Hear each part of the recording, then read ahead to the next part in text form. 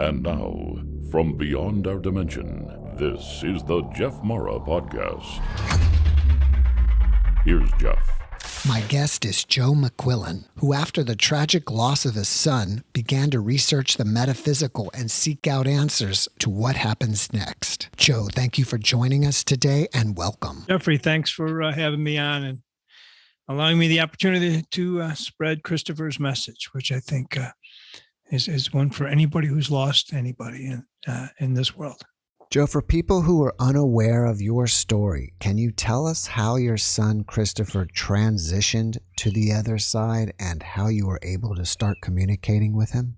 Absolutely. So in January 3rd, 2016, it was right after Christmas. And my son was a college kid, very good at the partying end, not as great at the academic end. And he was home with all of his high school friends. And it was the last weekend of that Christmas break. They were all going back to school on Monday. And 12 of them went up to a friend's lake house in Wisconsin, about an hour and a half north of us on the North Shore of Chicago.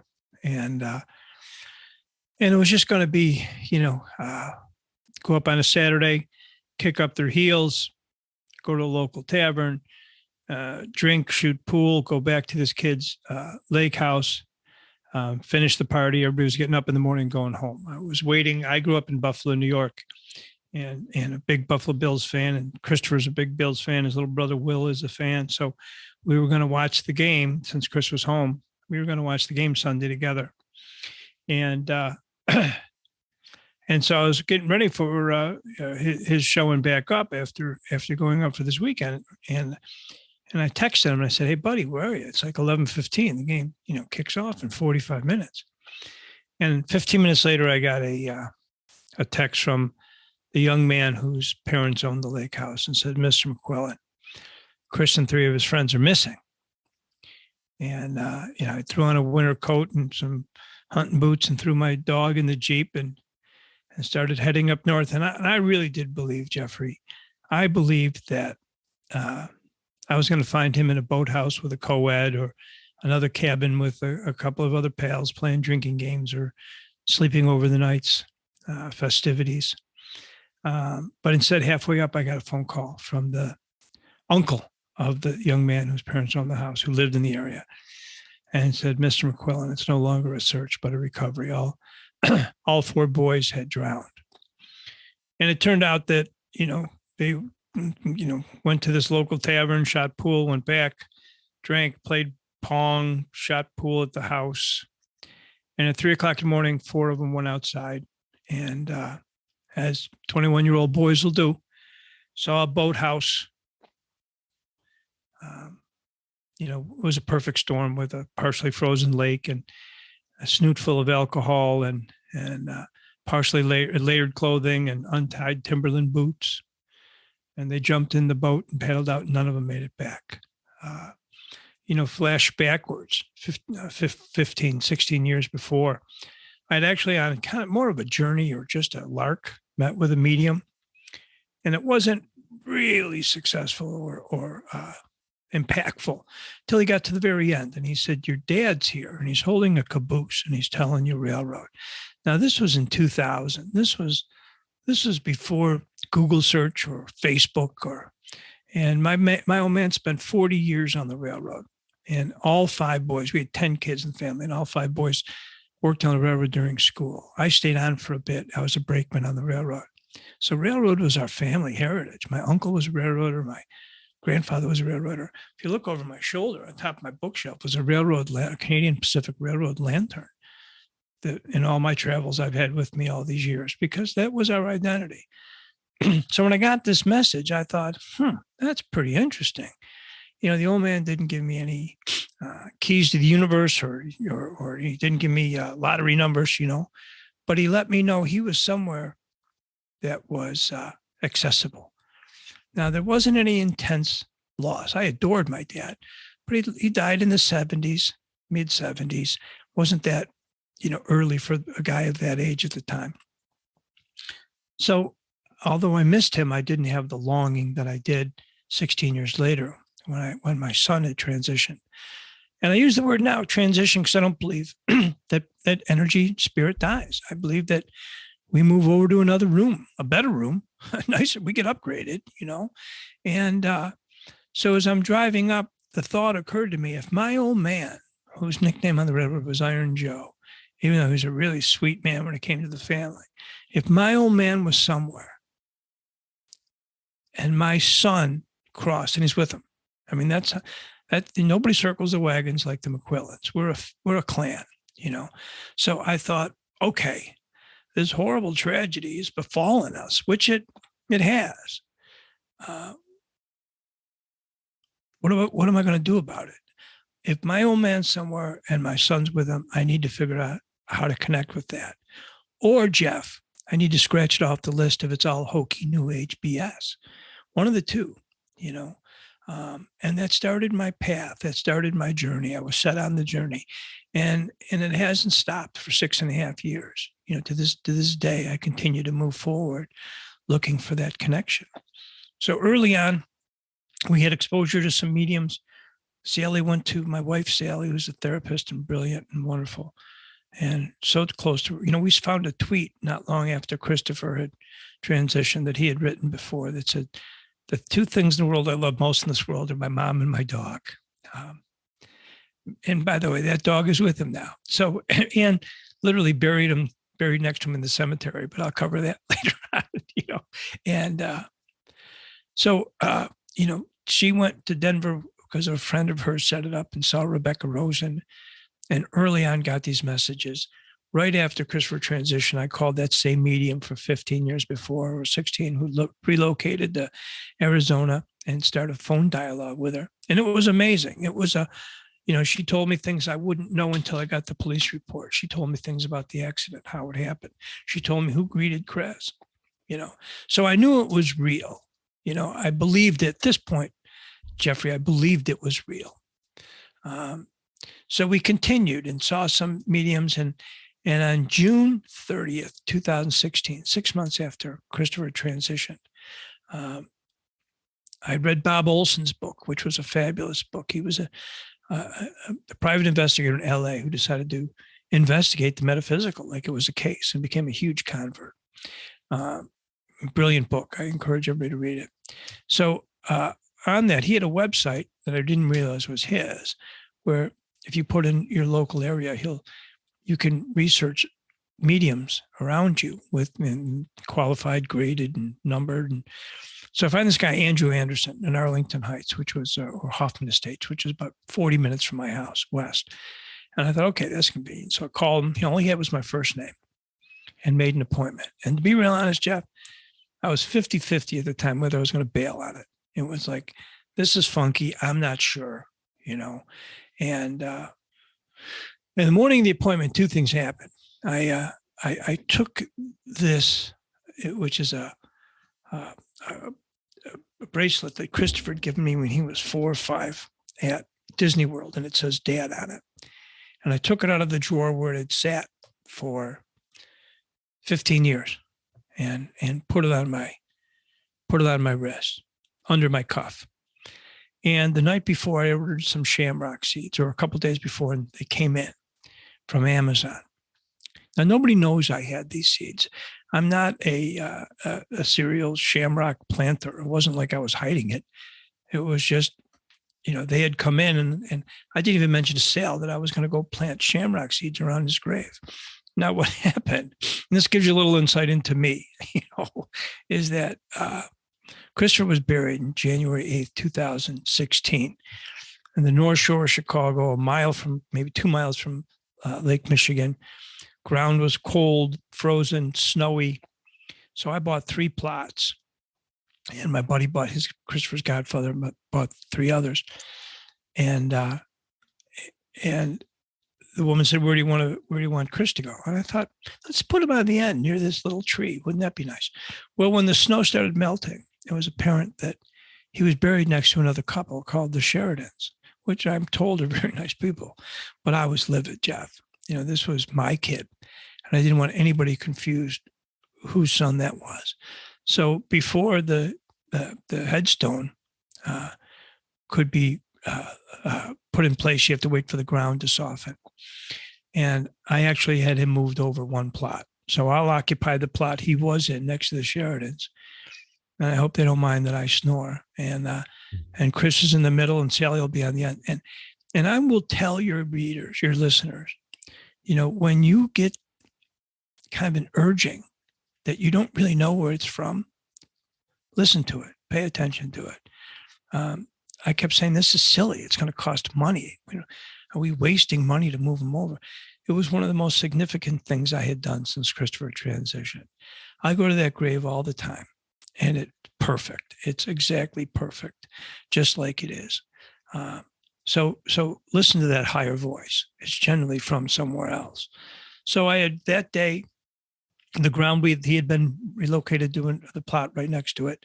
So the ground was loose around his grave. So it was, June, and I planted shamrock seeds around the grave, which still come through to this day, which is kind of cool. And I went to see this Andrew Anderson, and he asked for a couple pictures of Chris, and he didn't want to know anything else. And he looked at Chris and said, wow, Chris was in all these pictures, like having fun and celebrating. And he said, your son was a lot of fun, but there was a dark side too. There was a sadness, and we knew that. And he abused alcohol and drugs. And he was, we were worried about those moods, when he would get down.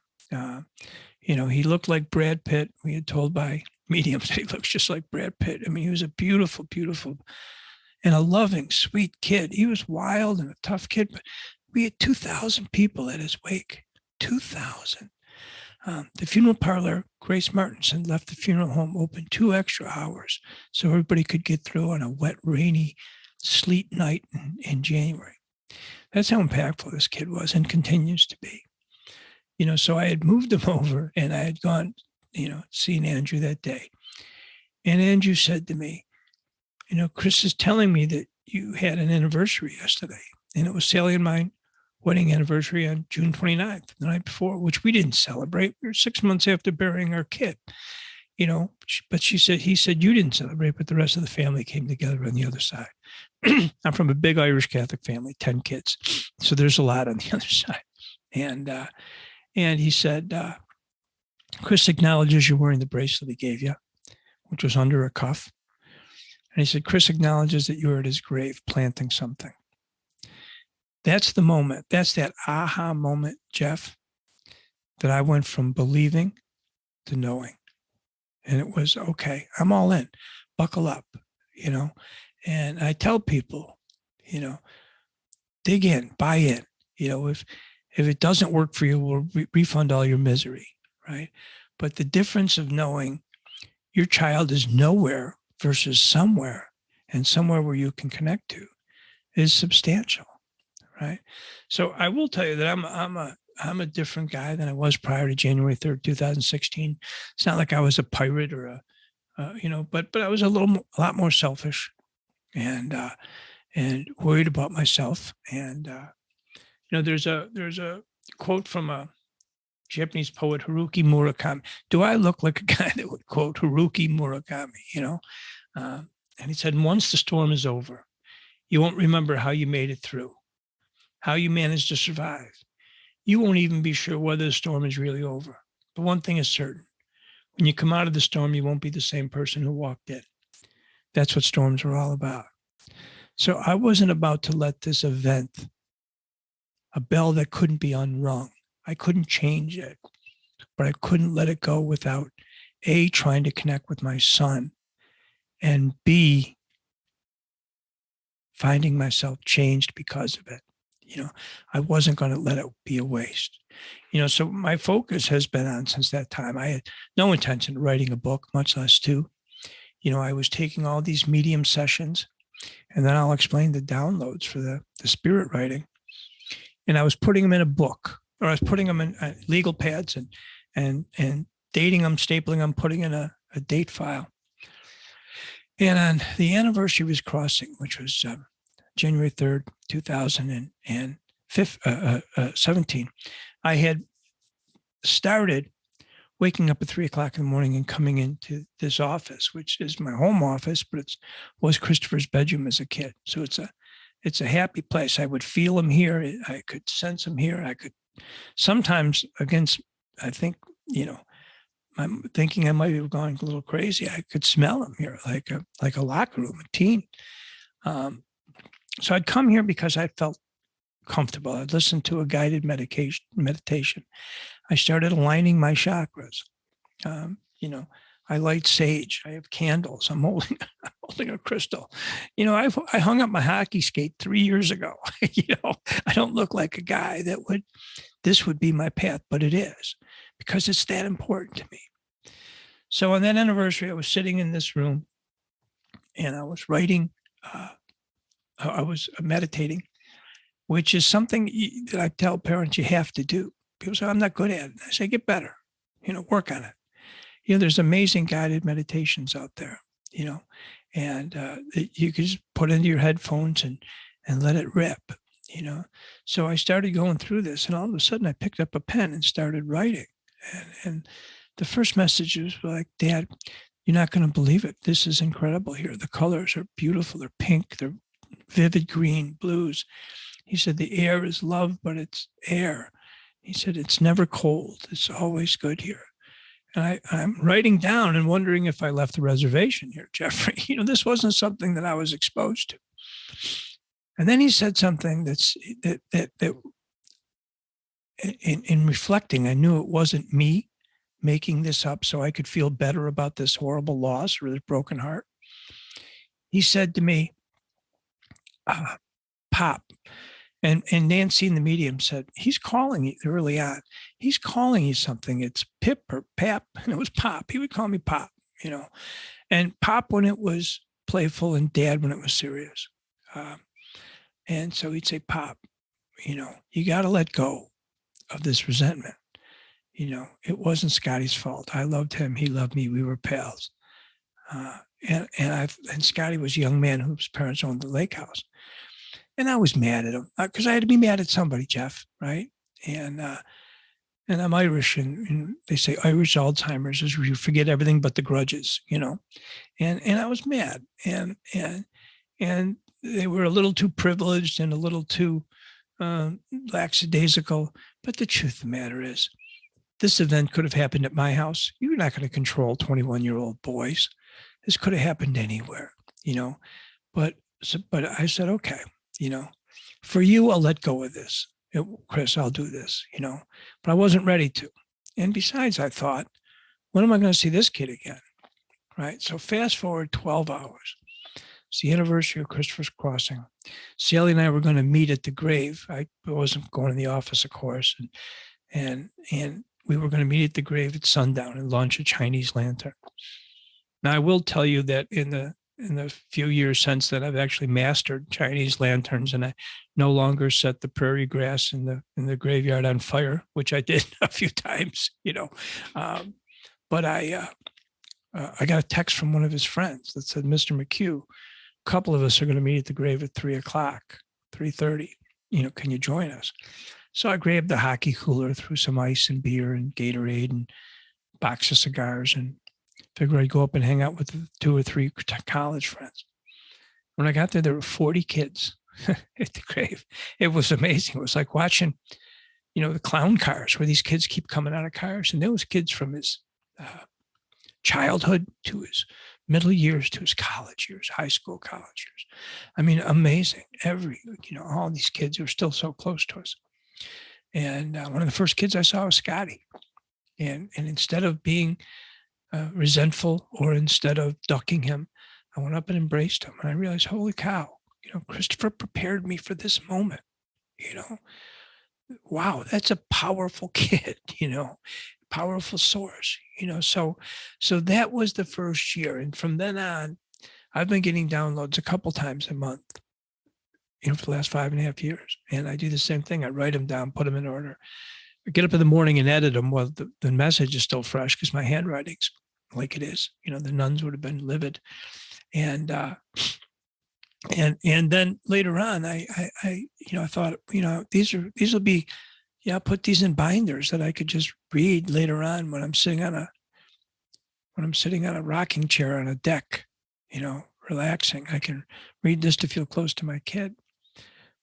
and the Greeks used to say that man plans and gods laugh. My intention was they have this for me. And their intention was for me to write a book for other parents who'd lost kids, And so a number of months after Christopher transitioned, actually just over a year and a few months, I'd started doing this. And I heard Sally speaking to her brother, who came in for a visit, and talking about Christopher playing hide and seek. And I thought, okay, I'm trying to find him now. And I got to let other parents know how to do this. It was a message from Chris to write this down and share. So my journey's been that, the first book is the first 2 years. Every visit, every medium visit, we had a amazing Rebecca Rosen, and 300 people came up and said, "Your son's here. He's wearing a Tommy Bahama shirt, Hawaiian shirt. He's telling you Jimmy Buffett. He's quoting a country song called 'Live Like You Were Dying.'" And that's a song that we do as a band at his golf outing that keeps us together. She said, Cooper's with him, which was a Japanese chin dog that they had in the fraternity that Christopher was tight with, So she said, there's a dog named Cooper with him. This is 300 people in the middle of a hotel, and said, that's validation, So the rest of it's my part. I got to tell you, I remember being with Jen Weigel, who's like a Pied Piper of the metaphysical in the North Chicago area, North Shore area. And when we were doing a presentation, and a woman kind of resentful said, "Yeah, my sister's been gone for 3 years, and I haven't gotten anything." And I looked at her and I said, "Yeah, well, what are you doing? What are you doing to enhance that?" Jeff, I bet, I'm older, so I remember the days that cell phone, you couldn't get a good, you couldn't get a good signal, and so you'd move on somebody's patio or down to a dock or whatever to get a signal, and that's what we got to do when we're reaching out to people, souls on the other side. I believe that what we've got to do is raise our level of consciousness. See, we're here and they're here. So through meditation, we can raise our level of consciousness. Mine's always 3 to 4 in the morning here, but I'll meditate at his grave. And I know he doesn't live there, but it's a good place for us to connect. In the second book, I wrote a chapter on thin places, where the veil is thinnest between both worlds. It's an Irish term, but there are, in my thin places, sometimes are the same as yours and sometimes completely separate. I'm sure this office would not be a thin place for you or your listeners, but I'm sure they have their own that wouldn't be for me. But then there's certain places like Lilydale in upstate New York, which is the oldest spiritual community in the country, where I couldn't imagine it's not for anybody. I went to Sedona expecting to be wowed by it, and instead I was kind of underwhelmed. It wasn't a big place for me. So what I'm telling people, and parents especially, or loved ones, somebody who lost a significant other, is you got to do your part. I remember early on, I have it here. I bought, I read as much as I could. I downloaded everything I could. There's a book called, Complete Idiots Guide to Communicating with Spirits. You got to do whatever you got to do if it's important to you. And if it's not, then go get another hobby. But if you've lost somebody significant and you're feeling that yearning, put a little time in. One thing I will tell you about early on, when I drove up there to claim his body, and I'm looking out a window in my office, and I can look out the picture window to this day of the emergency boats on the lake and flashing lights, and you're in shock, and you're just a bit of a mess, and there's kids in the corner and cops walking around, and you just don't know what to do, and your heart's broken and you're in shock. So, but I'm a very responsible guy, maybe to offset the fact that I was not a responsible young guy.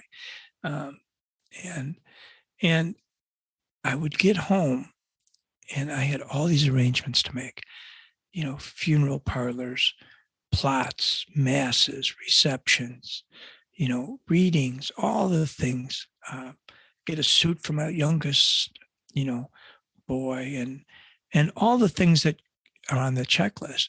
And it was exhausting.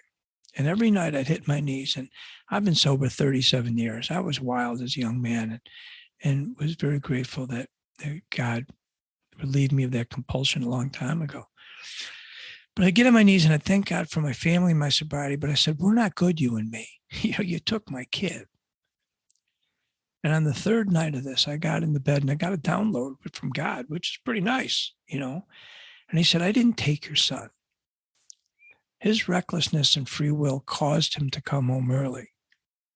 And I welcomed him. And remember, I lost a son too. So that allowed me, Jeff, to know that God didn't pull the rug out from under me. God wasn't making me pay for my past sins by taking my son. My son's free will caused something to happen that was tragic.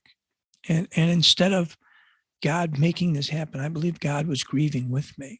And my strength, my relationship with God got much closer than it's ever been.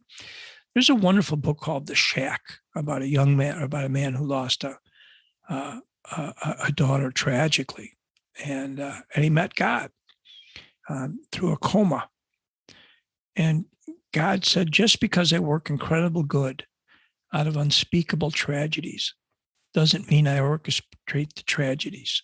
Don't ever assume that my using something means I caused it or that I needed to accomplish my purpose.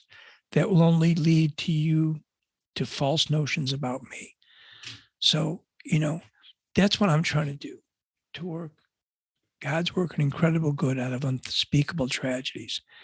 And maybe I can bring some hope, maybe some warmth, maybe some answers to parents who've lost kids to think it might be over. And that's my story. I'm sticking to it.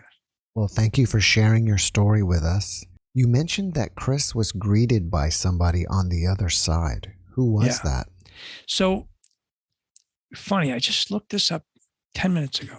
So my niece, Carrie, died of an aneurysm in 1993. She crossed over. And she was in Buffalo, a wonderful gal, 2 wonderful adopted young kids, 4 and 2 Korean boys that she couldn't have kids, and her husband adopted them. So we went to the funeral, and afterwards they were, all the details, and we were packing, and Chris looked at me and said, he was working in Vermont at the time, living there. He said, I'm staying. I said, what do you mean you're staying? He said, Bill's got to get his, business back in order without Carrie. And they haven't arranged any childcare, and they're panicking. So I'm going to stay and take care of the kids until they can figure that out. So for 2 months, Chris, took kids to preschool and washed them and made lunches and wiped their noses and butts. And when he crossed, Carrie's the one who greeted him. I think it's a thank you for taking care of her kids.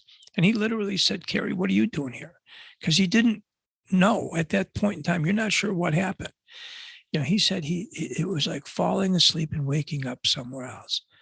And then the rest of the family came in, a cool thing that his Aunt Marcia was my sister Marcia, and a big source of love for me. And when she was getting ready to transition from cancer, he said, Dad, I'll be there the second she crosses. And so will Jerry, Billy, Bobby, Pat, and they all were. And he said to me, after she transitioned, he said, she came and joined the family. Then she had to go somewhere, like a spa. And when she came back, she was younger than when I even remember. And I couldn't figure out what that was. And I took a little time to get some clarity. And basically, she crossed due to cancer.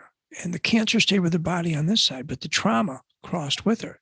So she had to go somewhere, a healing place, for that to be worked out. And then she joined the family. And he said, Dad, she was younger than when I was a kid, and lighter, full. And they're all together. I get messages. There's a famous medium called Thomas John. And I was in a group of Sally and I, 250 people. And he kept looking over his shoulder. And he goes, there's this family that these members just keep showing up. And he goes, frankly, they kind of scare me. And Sally looked at me and she goes, it's your family, right? I go, yeah, probably. And he said, all right, there's a guy named Jerry, but his name isn't Gerald. And he said, and there's Pat, Bobby, who took his life in the 70s, Billy, and there's a young man who's a son. Who is this? So I raised my hand. I said, Jerry's name was Jeremiah. And I said, and my son is Christopher, who transitioned. And I mean, he named all of those people out of the blue. I showed up spontaneous. Wasn't invited to this reading. I didn't send in. I showed up, impromptu. And then he looked at Sally and said, "Who's Sally?" And I said, "Sally's my wife." He goes, "No, 100-year-old Sally on the other side." And that was her grandmother. Her grandmother, Sally, lived to 100 years old. And she said, she doesn't say much, but she's always with you. Now I got to tell you, here's like 6 for 6. This guy just nailed. And you wonder, Buck, this is for real people. This isn't party tricks, This is somebody just a rice paper wall away that wants to connect with you. Do your part. Jump in. Do you feel that people on the other side want to communicate with us, but we have to make the first step, and they're waiting for us to make the first step? That's exactly.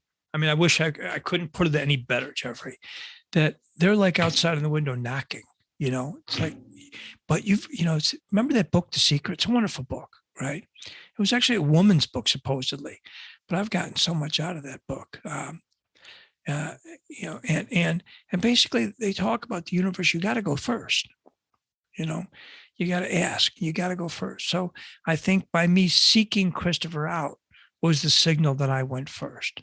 And yes, you got to keep digging in deeper, even when it's uncomfortable, even when it's a little funky. I mean, I wasn't sure what I was going to feel about this past life regression, but if it connected me closer to Chris, I'm in, and it turned out to be amazingly, I did it last week and it was amazingly rewarding.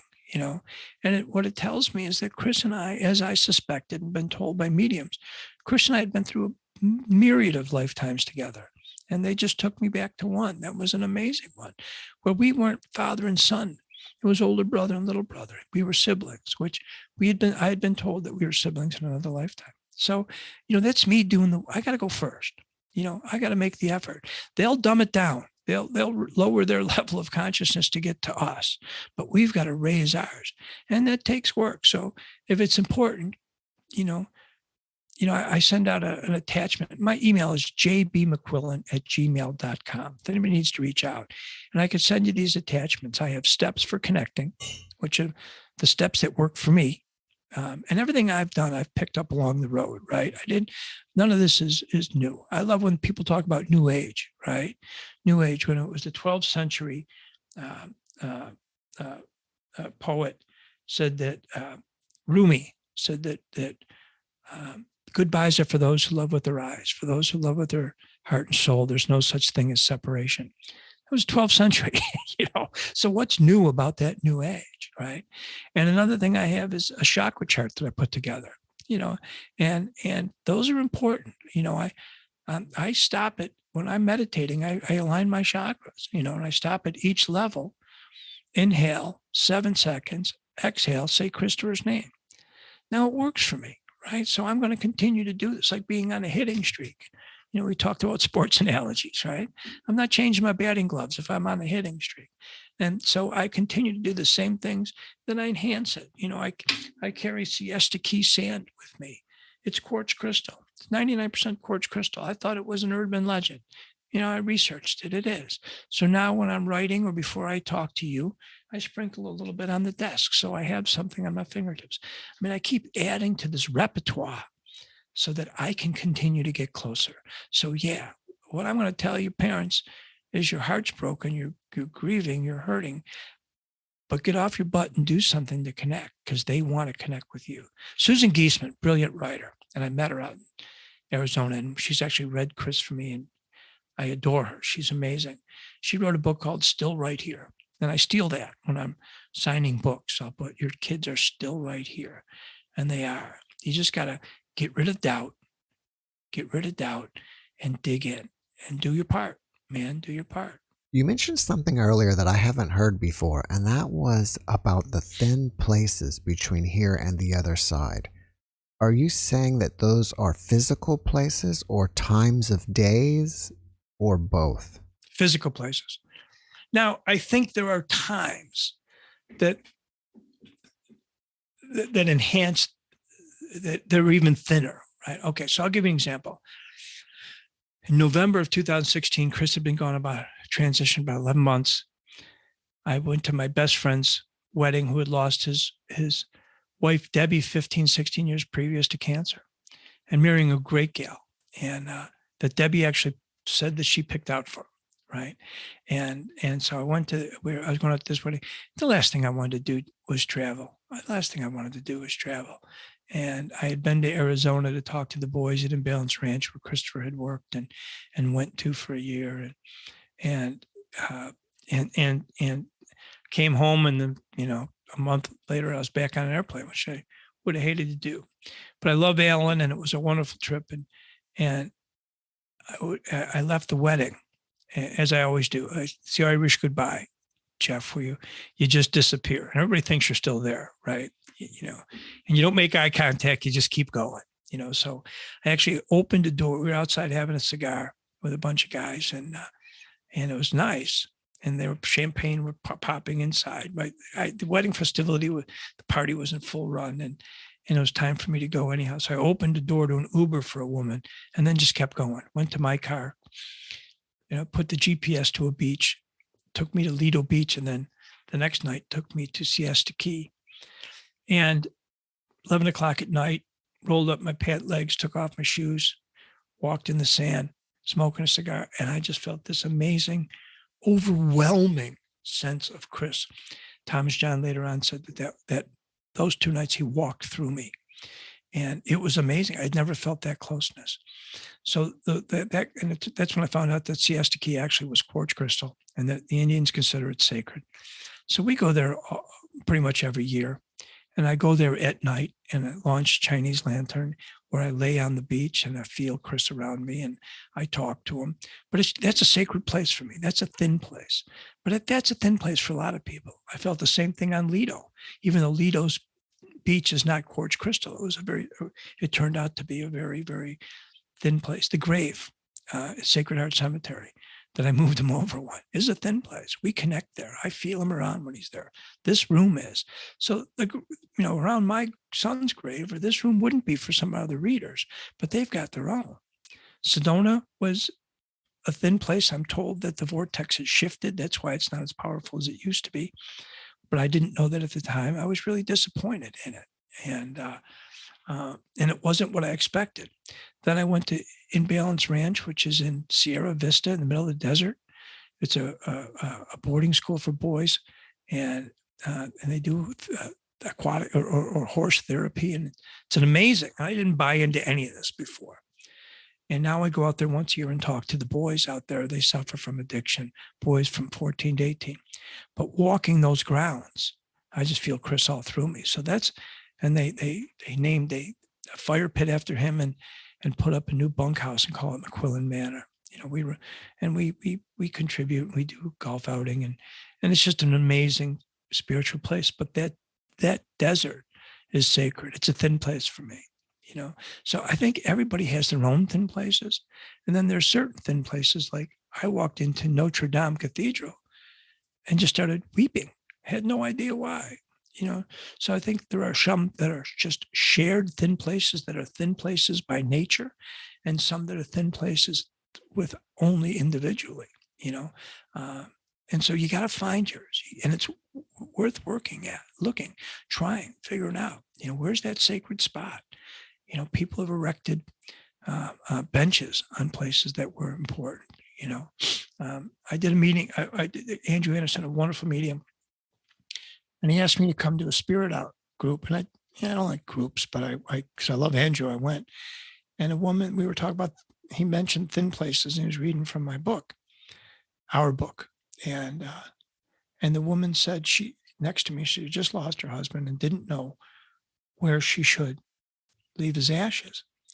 And Christopher sent me in a meditation, a song from the Saw Doctors that I hadn't thought of in 20 years, called a line called "The Green and Red of Mayo," and the line is, "Where the ocean kisses Ireland."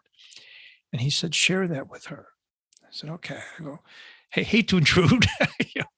Chris said to share where the ocean kisses Ireland. And she said, oh my God, our happiest place was on the mountains of Moor overlooking the sea.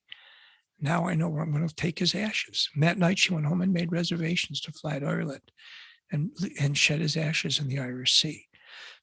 That's a thin place for her, right?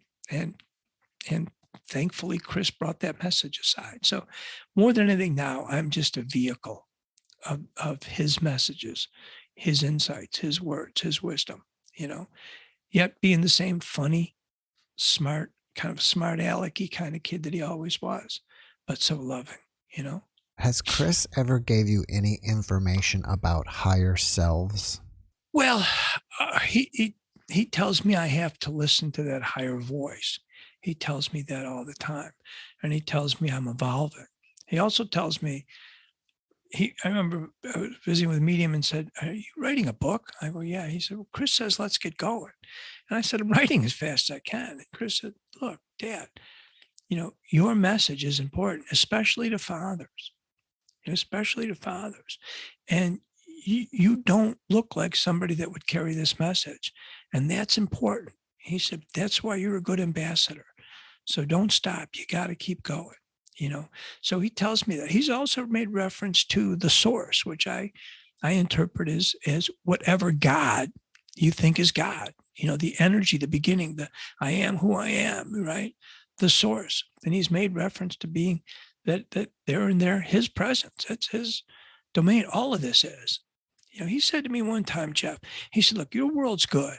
He said, think of your world as football camp. And I played a little ball growing up. He said, think of your world as football camp, where it's a lot of fun, but it's a lot of work. It's in the middle of August, you're sweating, you're beat up, you're exhausted, your muscles hurt. He said, but you're with your friends and you're competing and you're happy. He said, that's your side. He said, your side's okay. He said, my side is the beach bungalow in Maui. My side's better, So the message that he's telling me is that our world is full of strife, and there's joy and love and mirth, but it's strife. But the next world is just, it's like friggin' going to Disney World. It's the bomb. And we all got that coming, And I laugh because people go anywhere for the weekend and they'll research it, good restaurants, good hotels. But we're all going to the other place. and not enough people are concerned about what's that like, where are we going? Me, I've still got work to do on this side, but if God touched me on the shoulder, it's time to go. I lived a life beyond my wildest dreams on this side. I got to be Christopher's dad for 21 years on this side. And then when I cross over, we get to be together again on that side.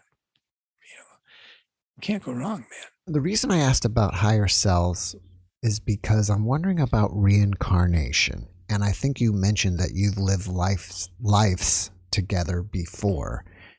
And I'm curious if a part of us stays there forever, which is our higher self, and another part of us reincarnates. As he brilliant. And yes. So let's start on two levels. One, he said to me one time, Pop, I'm moving up a level. He said, but don't let that freak you out. He said, it's like me calling you from Tucson or Los Angeles. The connection's just as clear. It doesn't matter that it's, a few thousand miles more. He said, so our connection's always going to be the same. And Bob Olson, in his book, talked about spirit and soul. And this is the best way I can describe it, is that think about a body of water, Lake Michigan, and that's our soul. Because I was worried, Jeff, that I was going to cross over and Chris and I would pass on the metaphysical highway, him coming back. And I didn't want to deny him another turn, but holy cow, I want to see the kid. So the best way to describe it is that all our souls are connected. And in this huge body of water are individual waves, which is our spirit. So the spirit of Christopher McQuillen, 21-year-old son of Joseph McQuillen, will always be on the other side, even though another wave of that same soul, who is Chris, will come back here and be a father, which is something he longed to do. And I've got messages that he wished he could have been a father on this side. So he's coming back to do that. But my son, 21-year-old Chris, will be there when I cross, and the count can be anywhere from 40 to 80 lives we've lived, And so we take this one so seriously. It's like, dude, lighten up. You know what I mean? Lighten up. And I do it. The economy is the rates and all that stuff. Oh my goodness. And then I get a glimpse of, how serious is this? Lighten up. And Chris tells me, lighten up. Focus on what really matters. And what really matters, Jeff, is love and service.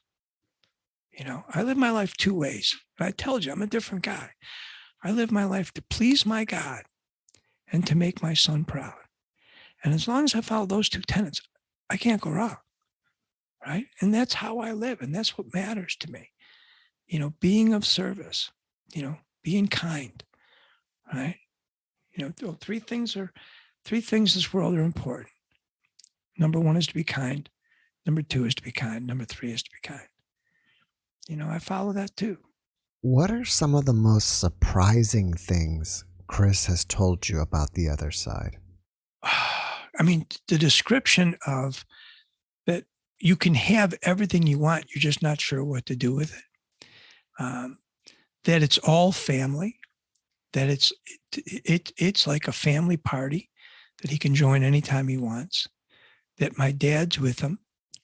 He's mentioned angels, So I don't know if those are as much surprising as awakenings or validating spiritual awakenings for me, for sure. And that he can influence things on this side. So he'll say, I worried about his little brother who's wild like he was and like me. And he said, Dad, I got it. It'll be fine. It's kind of a general overall telling me to take it easy.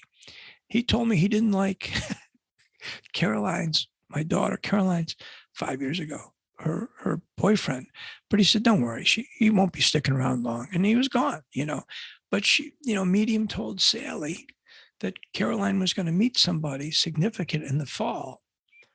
And she did, So I think he's up there mixing fire and ice and lovingly trying to guide his siblings here. He wasn't a great brother.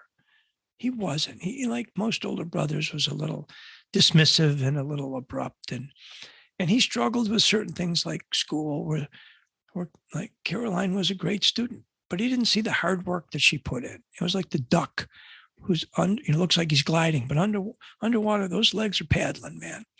And so he knows that now, and he realizes, and he makes amends.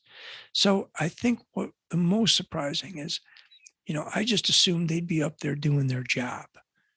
But while he said to me, Pop, you're not taking me away from anything. I could do my job and still be with you, which was reaffirming for me that, I'm not deterring his emotional or his spiritual growth, but that they have so much influence on people that they love on this side, whether we're open to it or not. What are some of the other messages that Chris has for humanity as a whole? After the whole Florida thing, this was cool. And this is how the messages are changing a little bit. But for the whole Florida thing, he said,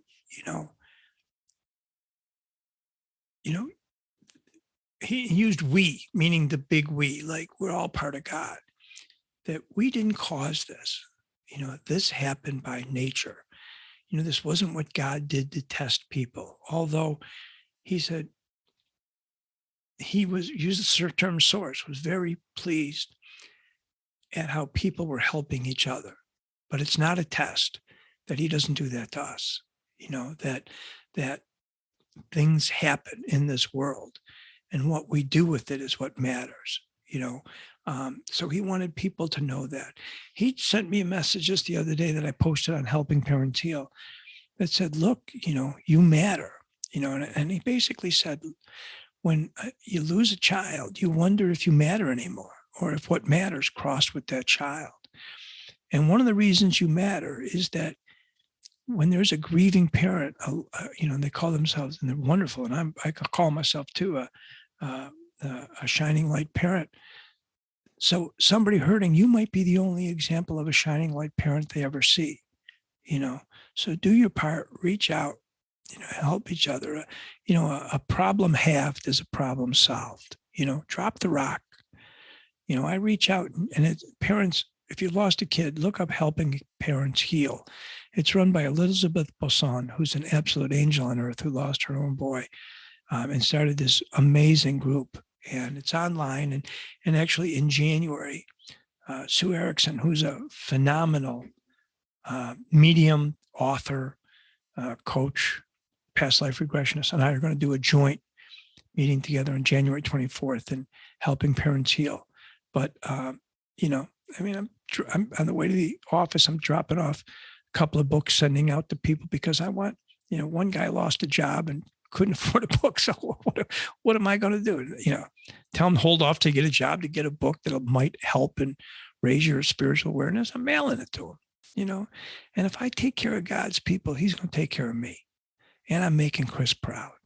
Before we started talking, you mentioned that Chris also had some near-death experiences. Yeah. Can you tell us about those? Sure. The first one was he had flipped a pickup truck when he was working at the ranch. And this, I remember Sally going to a parents' weekend there and bottoming out a Chevy Malibu's, front, grill.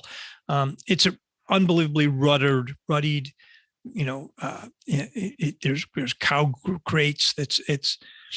So I'd sent him out a pickup truck and he was late for work, and 6:30, 7 o'clock in the morning, hit a rut, flipped it, smashed the car like a tin can, and walked away with a sprained wrist. Right.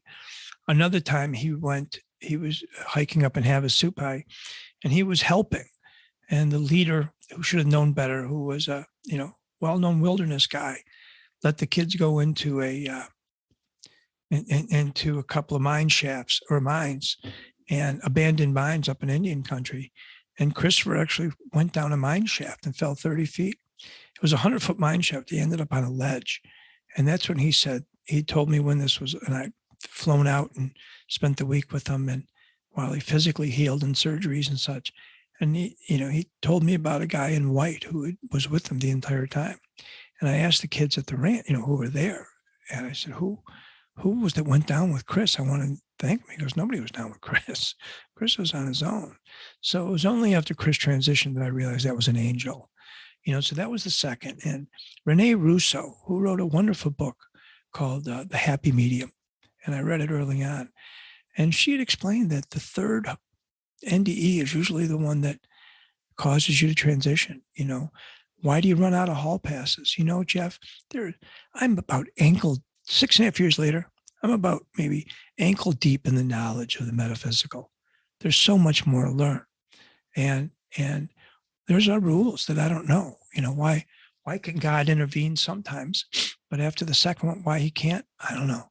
When I cross over him, maybe I'll know, and I'll give you, I'll nudge you, and we can finish this up.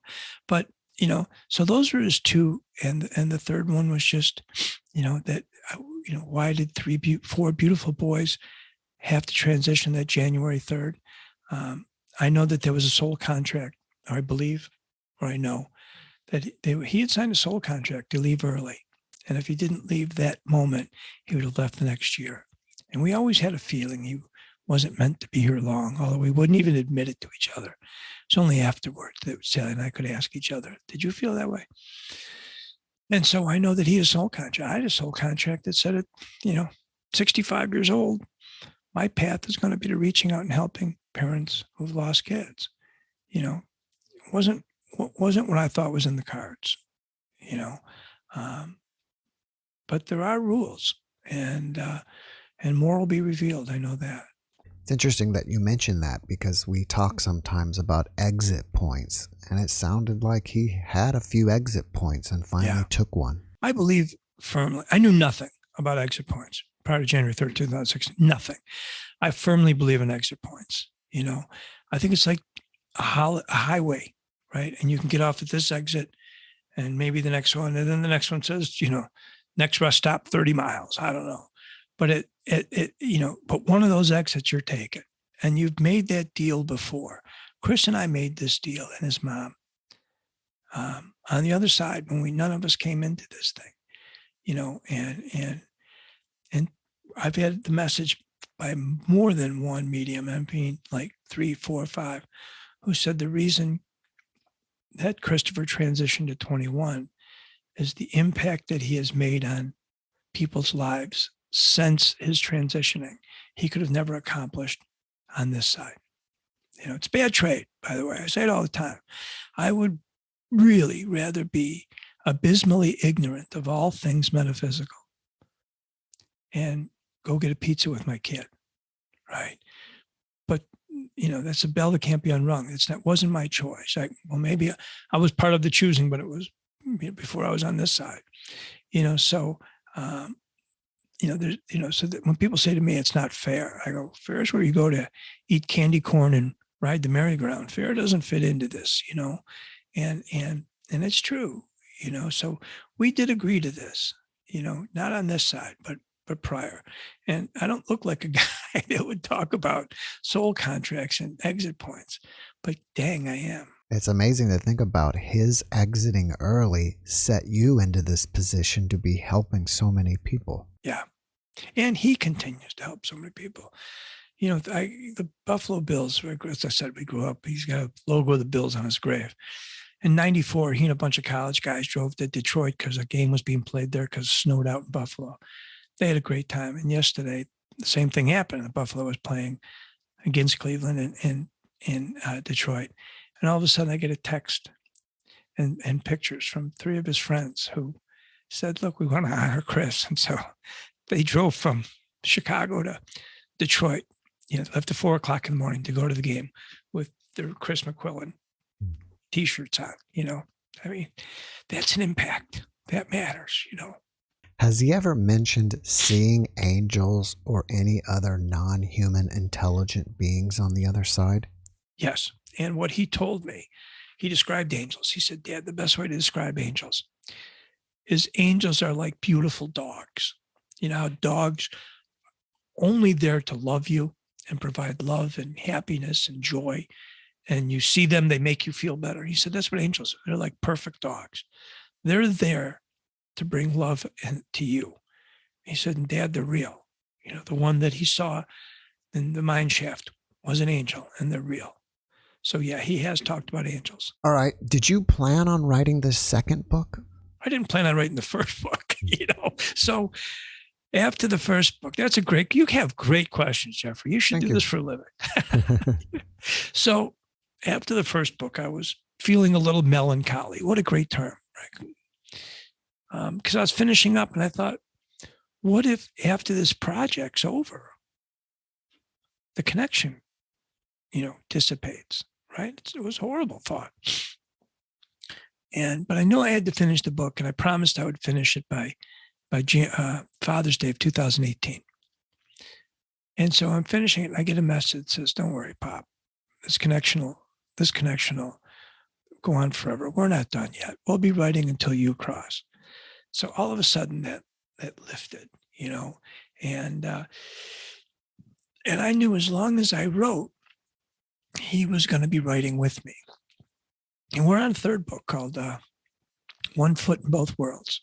And I just dug back into it, and I'm very excited about it again. So, I think it's something that, and the emails and the texts that I get, my website is joemcquillen.net. A lot of great interviews. Yours will be on it when you send it to me.